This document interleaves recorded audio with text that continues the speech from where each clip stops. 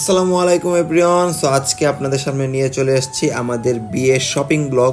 So যেটার জন্য আপনারা সবাই আমার ওয়েট করতেছেন, সেজন্য আজকে ব্লগটা আপনাদের সামনে নিয়ে চলে এসেছি। আর এখন আমরা আছি ঢাকা নিউ মার্কেটে। সো এখান থেকে আমরা আমাদের বিয়ের শপিংগুলো করতেছি।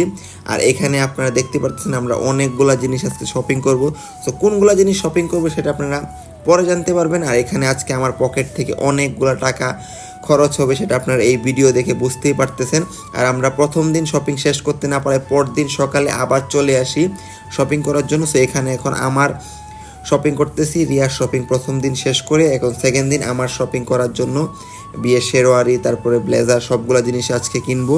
আর আমি আপনাদেরকে ভিডিওতে ছোট ছোট আকারে দেখাইতেছি, কারণ সবগুলো জিনিস দেখালে ভিডিও অনেক বড় হয়ে যাবে।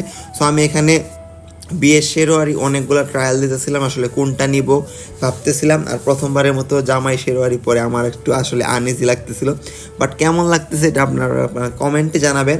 আর আমি কোনটা কিনছি এটা এই ভিডিওতে দেখাবো না, সেটা দেখার জন্য বিয়ের ব্লগ পর্যন্ত আপনাদের ওয়েট করতে হবে। আর আজকে পকেট থেকে সবগুলো টাকা এই 2 দিনে শপিং করে শেষ হয়ে গেছে। আসলে বিয়ে মানে অনেক খরচ। সো আপনারা দেখতেই পারতেছেন আমরা এখান থেকে শেরওয়ারি কিনা শেষ করে এখন চলে যাচ্ছি সামনের দিকে, কারণ আমাদের এখন ব্লেজার কিনতে হবে রিসেপশনের জন্য।